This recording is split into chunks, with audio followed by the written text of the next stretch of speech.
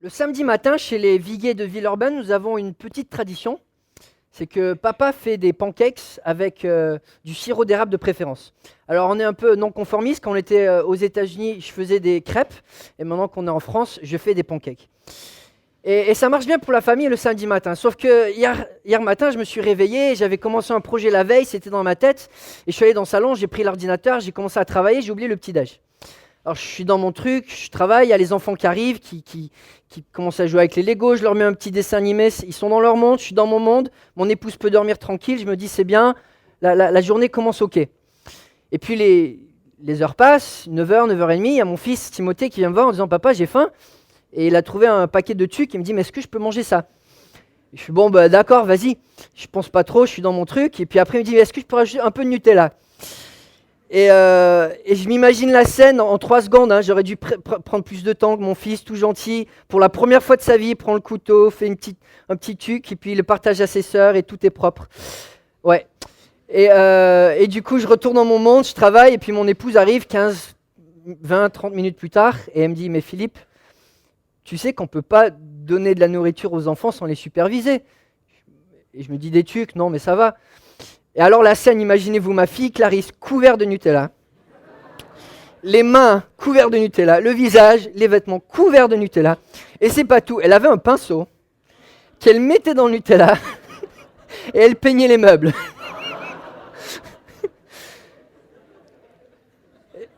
Et mon épouse m'a rappelé encore une fois la sagesse de ne jamais sous-estimer les jeunes.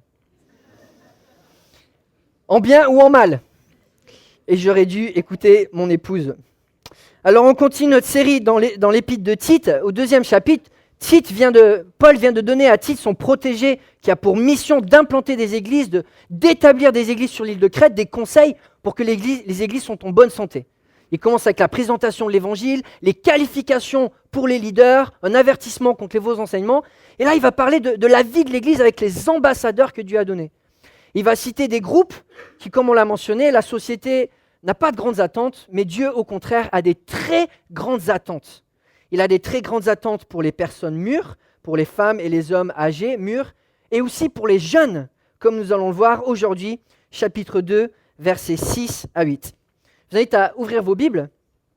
Et nous sommes en Tite, chapitre 2, les ambassadeurs de l'Évangile, les jeunes, en Tite, chapitre 2, versets 6 à 8. Et je sais que quand je prêchais sur les personnes mûres, c'était plus difficile de convaincre les gens d'écouter en disant « mais moi je suis pas mûr, je suis encore jeune ». Là, je pense qu'on se sent tous concernés, non? Quand je dis jeune, ça va? Voilà, c'est pas grave. On va relire tout le passage, mais on le sait, on est tous plus jeunes que quelqu'un d'autre et on a tous des jeunes dans notre vie. Donc ça nous concerne à tous. Tite 2, versets 1 à 10, on va se pencher en particulier des versets 6 à 8. Quant à toi, dis ce qui correspond à la saine doctrine. Dis que les vieillards doivent être sobres, respectables, réfléchis, solides dans la foi, l'amour et la persévérance. De même, les femmes âgées doivent se comporter comme il convient à des servantes de Dieu. Elles ne doivent pas être médisantes ni esclaves de la boisson, mais enseigner ce qui est bien. Ainsi, elles apprendront aux jeunes femmes à aimer leurs maris et leurs enfants, à se montrer réfléchies et pures, et s'occuper de leur foyer, être pleines de bonté et se soumettre à leur mari afin que la parole de Dieu ne soit pas calomniée. Encourage de même les jeunes gens à se montrer réfléchis, en étant toi-même à tout point de vue un modèle de belles œuvres. Dans ton enseignement, fais preuve de pureté, de sérieux et d'intégrité.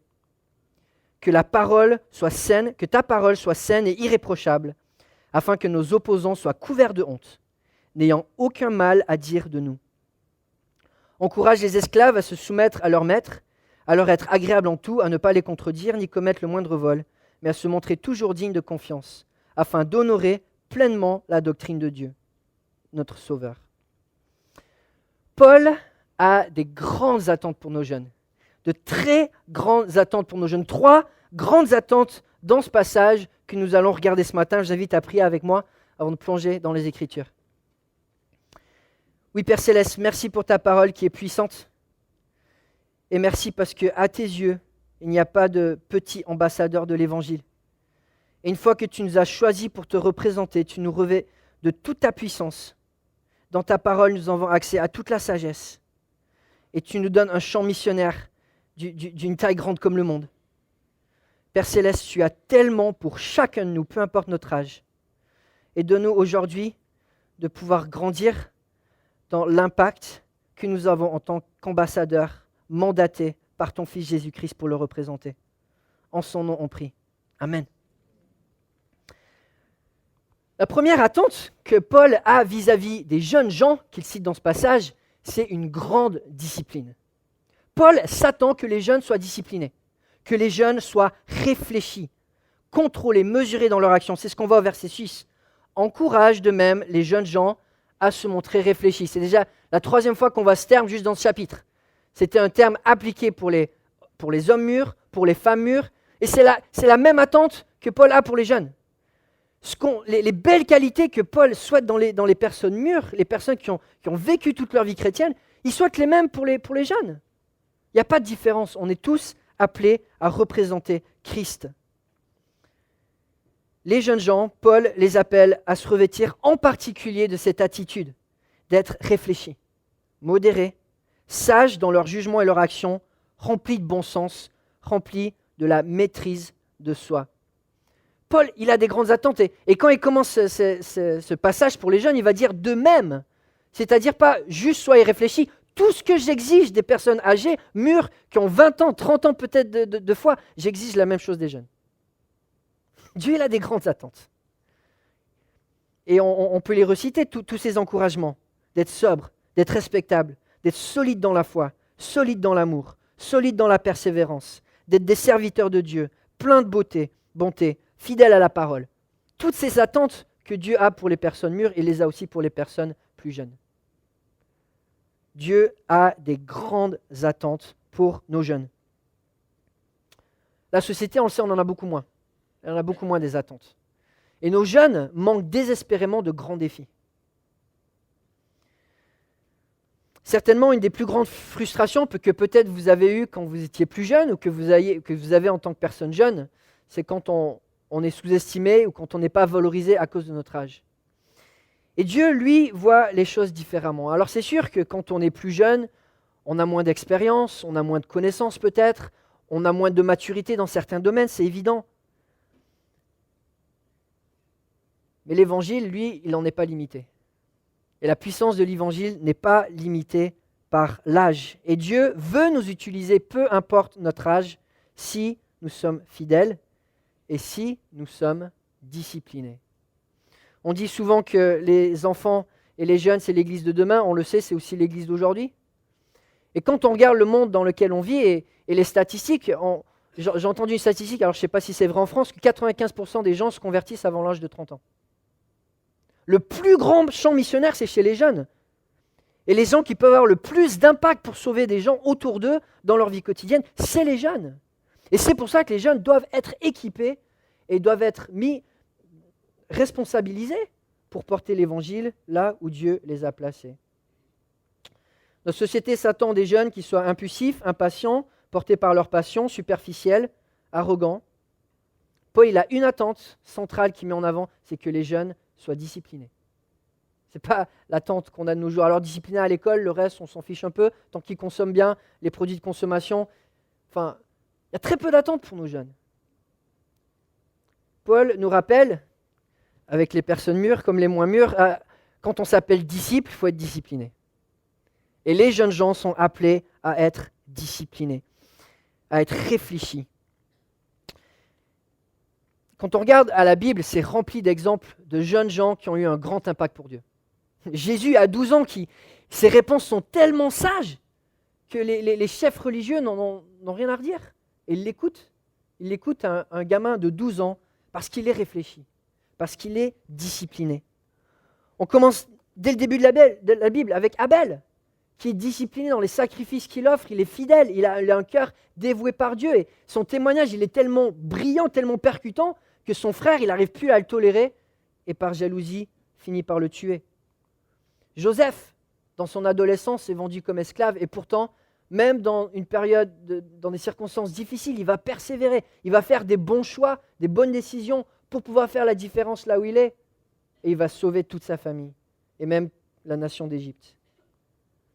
Myriam, encore gamine, elle va risquer sa vie pour sauver son frère. Et on va le voir, ça va être une femme qui développe ses qualités quand elle est jeune, mais elle va devenir le bras droit de Moïse, elle va l'accompagner pendant toute sa vie, elle va avoir un ministère énorme auprès de son frère, parce que dès son jeune âge, elle prend des décisions pour servir Dieu. Samuel, consacré à Dieu dès son enfance. Il reçoit des révélations de Dieu encore en tant que gamin, alors que le prophète sur lequel il fait son tutorat, lui, a arrêté d'avoir des visions. Samuel va grandir dans une discipline. Et dans l'Ancien Testament, c'est un des prophètes qui apporte le plus grand réveil dans sa génération. Il commence sa discipline quand il est jeune. Daniel, discipliné dans sa jeunesse, dans sa vie de prière, dans son alimentation, dans sa prise de position contre tout compromis. Et Dieu va l'utiliser avec puissance parce que ces décisions avec lesquelles il s'est façonné quand il est jeune, il va y rester fidèle toute sa vie, il va devenir un des plus grands conseillers impériaux de sa génération. David, dès sa jeunesse, il sature sa pensée de Dieu, de chants de louange, il médite la parole, il est discipliné dans son travail de berger, il est vigilant, il est fidèle. Dieu l'utilisera pour paître une nation entière, autant politiquement que spirituellement. On voit Timothée, il suit Paul en voyage dès un jeune âge, il est intentionnel et il fait ses preuves dès le début. Partout où il va avec Paul, il fait ses preuves dans ses paroles, dans ses actions. Il fait du bien là où il va. Il fait du bien là où il va et Paul n'arrête pas de lui donner des responsabilités supplémentaires parce que Timothée est discipliné, il est fidèle. Encore Jérémie, qui est appelé comme prophète dans sa jeunesse. Et Jérémie va avoir un ministère qui va s'étaler sous le règne de plus de 5 rois. Il va vivre sous le règne de 5 rois différents en Israël. Parce que dès sa jeunesse, Dieu l'appelle et il répond. Et il est fidèle à servir Dieu. On pourrait encore parler de nombreux exemples dans la Bible, de Josias, de Salomon, de Marie, de la servante de Naaman. Tout simplement, l'âge ne fait pas de différence pour Dieu. L'âge ne fait pas de différence pour Dieu. Et Dieu peut façonner quelqu'un dans sa jeunesse pour changer une nation plus tard. Et les décisions qu'on prend quand on est jeune nous façonnent pour le reste de notre vie. Il n'y a pas de petits ambassadeurs de l'Évangile, parce que l'Évangile est grand. Et un ambassadeur, il représente sa nation, et quand on représente Dieu, il n'y a pas de petits ambassadeurs de l'Évangile. Mais pour faire la différence, il faut prioriser. Notre impact de l'Évangile dépend des choix qu'on fait au quotidien. Et c'est pour ça que l'encouragement de Paul aux jeunes, c'est d'être discipliné. Et on le sait, à tout âge, si on veut faire la différence pour Dieu, il faut être discipliné. Et Paul, il a des attentes pour les jeunes. Parce qu'un jeune qui est discipliné aura plus d'impact qu'un homme mûr ou une femme mûre qui n'est pas disciplinée.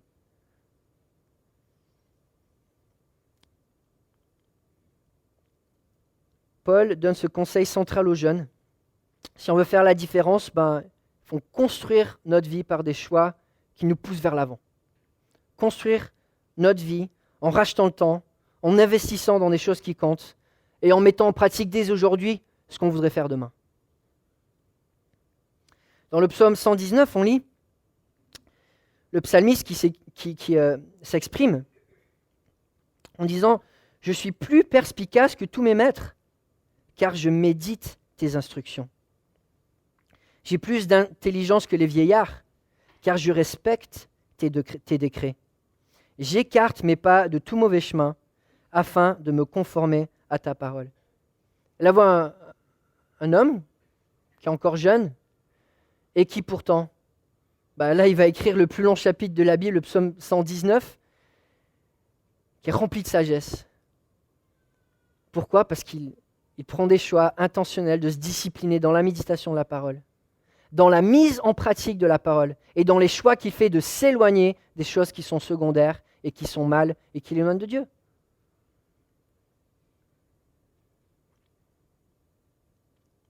C'est ce qu'on voit dans les modèles bibliques, mais aussi dans les biographies chrétiennes.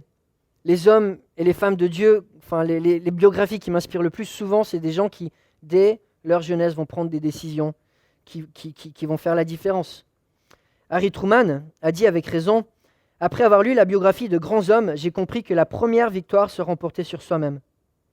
L'autodiscipline vient toujours en premier. » L'autodiscipline vient toujours en premier. Tu veux aller loin dans la vie, commence par te discipliner. Fais des choix qui vont te construire pour que tu puisses aller vers l'avant. Jean Calvin, il avait 24 ans quand il a écrit sa première ébauche de l'institution chrétienne. Ce pavé qui a façonné l'Europe lors de la Réforme et qui continue d'être une référence. Jonathan Edwards avait 17 ans lorsqu'il a écrit les résolutions qu'il tiendrait pour le reste de sa vie. Il est devenu le catalyseur du premier grand réveil des États-Unis du XVIIIe siècle. Je pense à Hudson Taylor qui est parti en Chine comme missionnaire, il avait 19 ans. Et pourtant, à la fin de sa vie, il y avait plus de 20 000 personnes qui se sont converties à cause de son ministère. Et 300 stations missionnaires implantées. Dieu a des grandes attentes pour les jeunes. Et ça commence par la discipline. C'est pas parce que tu es jeune que tu ne peux pas faire la différence, mais si tu n'es pas discipliné, ça va être difficile.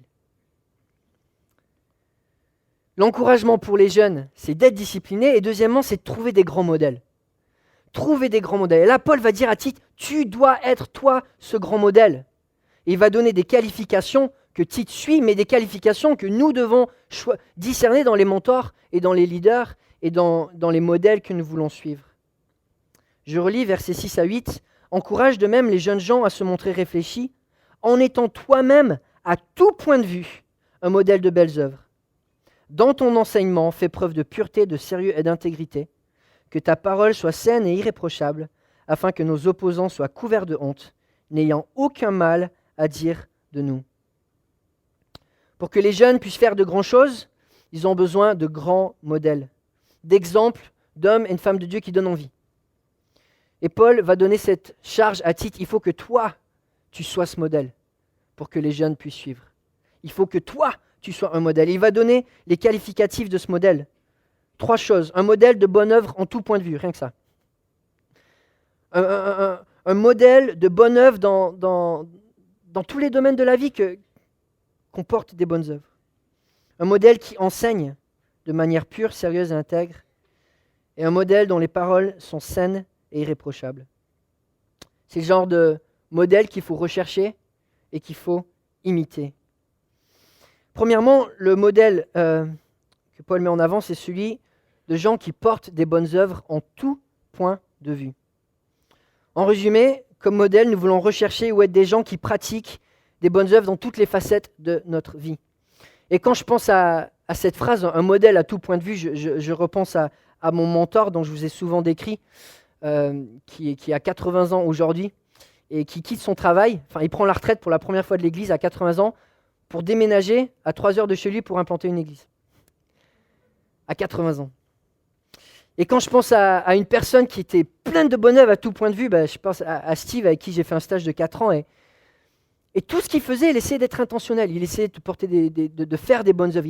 Il développait des relations avec ses voisins, le matin il cuisinait pour sa femme. Le vendredi après-midi, il allait chez son fils à une demi-heure de voiture juste pour tondre la pelouse, pour servir son fils. Il passait du temps de qualité avec les membres du staff, il faisait du squash avec celui qui dirigeait la louange, il allait prier avec le pasteur jeunesse. Il invitait constamment chez lui les gens isolés de l'église. Il se souvenait des anniversaires, il téléphonait aux gens, il téléphonait à ses petits-enfants régulièrement pour développer une relation de confiance avec eux. Et à tout point de vue, quand je regardais la vie de cet homme, je voyais un homme qui portait du fruit. À tout point de vue. Et quand j'ai vu cet homme, je me dis, ça c'est le gars avec qui je veux être. Et quand on est jeune, cherche des modèles comme ça. Et il y en a dans l'église. Cherche des personnes qui portent des bonnes œuvres, qui sont intentionnelles. Attache-toi à ces personnes. Imite ces personnes. Deviens cette personne.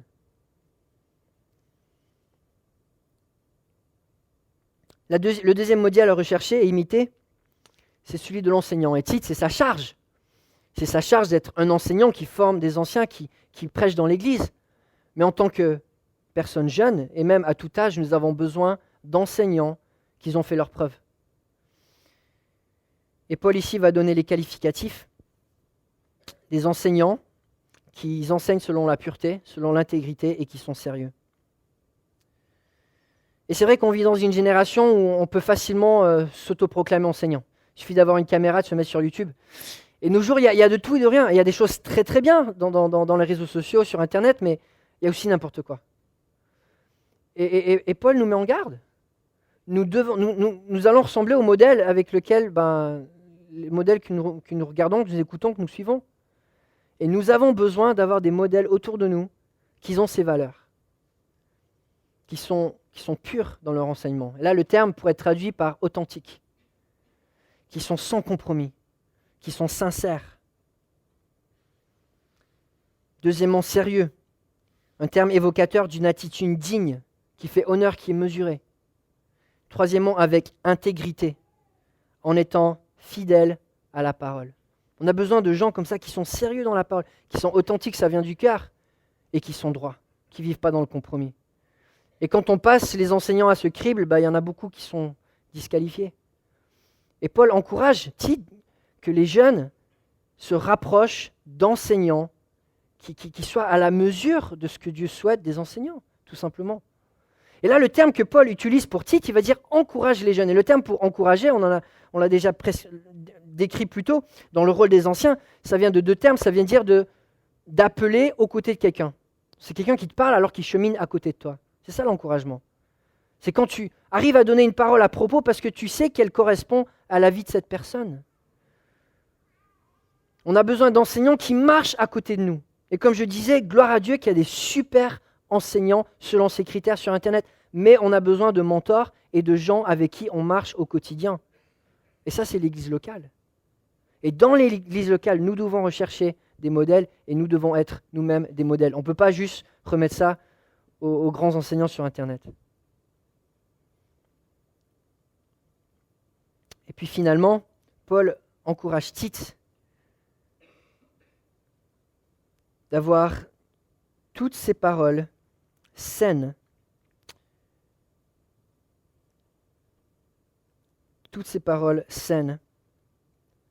et irréprochables.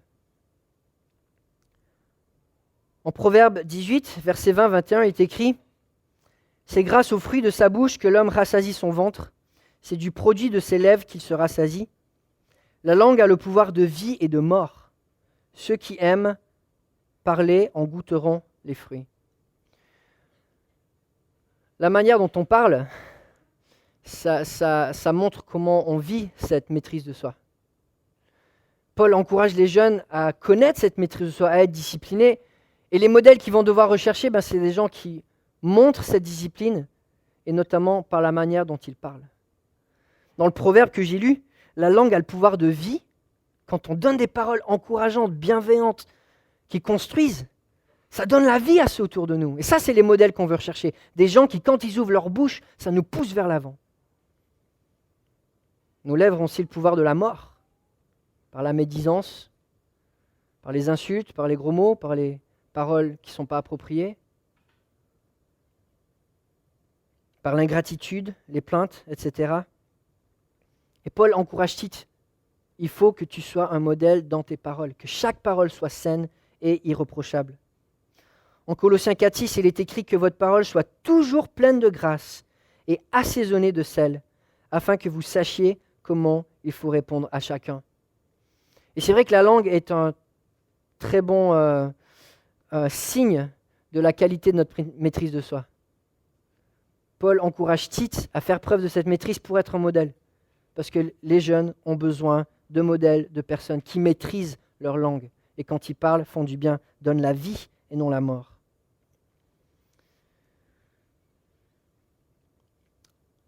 Paul encourage les jeunes, à trouver des modèles. Il les encourage à être disciplinés, mais aussi à être enseignables. Pour pouvoir aller de l'avant et être des ambassadeurs pleinement équipés, les jeunes doivent s'équiper en s'entourant de modèles. En 1 Pierre 5, Pierre donne cet encouragement aux jeunes. De même, vous qui êtes jeunes, soumettez-vous aux anciens. Et vous soumettant tous les uns aux autres, remettez-vous d'humilité, car Dieu s'oppose aux orgueilleux, mais il fait grâce aux humbles. Humiliez-vous donc sous la puissante main de Dieu, afin qu'il vous élève au moment voulu. Déchargez-vous sur lui de tous vos soucis, car lui-même prend soin de vous. Dieu a des grandes attentes pour vous les jeunes, mais ça ne veut pas dire qu'on doit devenir arrogant.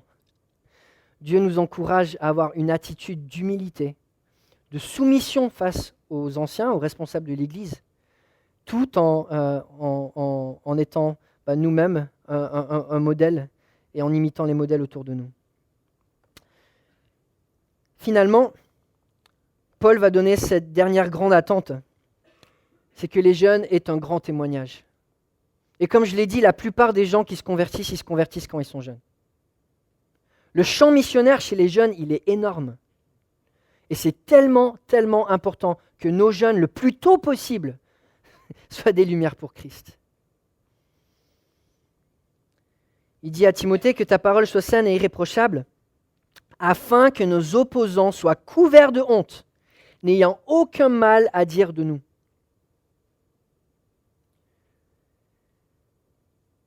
La manière dont Tite s'investit dans les jeunes et le modèle qu'il donne aux jeunes va déterminer si l'évangile est moqué ou non. Il faut le dire, une fois que, quand on voit un jeune qui aime le Seigneur, c'est un tampon de validation de l'évangile. On dit, mais ça a marché. La transmission, ça a marché. Et là, Paul nous dit que quand les jeunes, justement, ils ont des modèles comme ça et qu'ils les imitent, les opposants sont couverts de honte, ils n'ont rien à dire. Parce que l'évangile qui est retransmis aux jeunes, c'est un évangile qui marche. Et il n'y a plus de sujet de honte, il n'y a plus de sujet d'opposition, parce que quand les jeunes vivent leur foi et témoignent de leur foi, c'est le témoignage que l'évangile marche. Et je vous ai déjà partagé cette histoire, mais il y a quelques années, mon père avait été invité sur une émission sur France Radio, sur la persécution en Algérie. Il cherchait un pasteur de la ville à Toulouse. Et mon père était appelé, il voulait de la musique live. Donc il m'avait invité pour chanter un solo sur la radio de France Radio. Et pendant les présentations, l'autre, je voyais qu'il voulait un petit peu piéger mon père et il lui demande, mais parmi vos 6 enfants, il y en a combien qui sont encore attachés à la foi? Et quand mon père lui a dit que les 6 enfants étaient heureux, épanouis dans leur foi et engagés dans l'église, le gars, il a eu un trou, l'autre. Et j'ai vu son regard mais devenir blanc, choqué, il ne s'attendait pas du tout à ça. Et il était silencieux. Et c'est le seul trou de toute l'émission, parce que le gars parlait beaucoup. Parce qu'il n'y avait rien à redire. Il n'y avait rien à redire. Quand la foi est retransmise avec succès à la génération suivante, on a fait notre travail. Et on a montré que l'évangile, il est puissant, que nos vies qui ont été transformées ont créé des vies qui ont aussi été transformées. Quand les jeunes vivent leur foi de manière intentionnelle, disciplinée, avec joie, l'évangile, il est validé. C'est un témoignage tellement puissant. Et comme je disais, la jeunesse est le plus grand champ missionnaire. Dieu a des grandes attentes pour nos jeunes. Il a des grandes attentes des modèles que nous donnons aux jeunes. Que Dieu nous accompagne. Prions ensemble.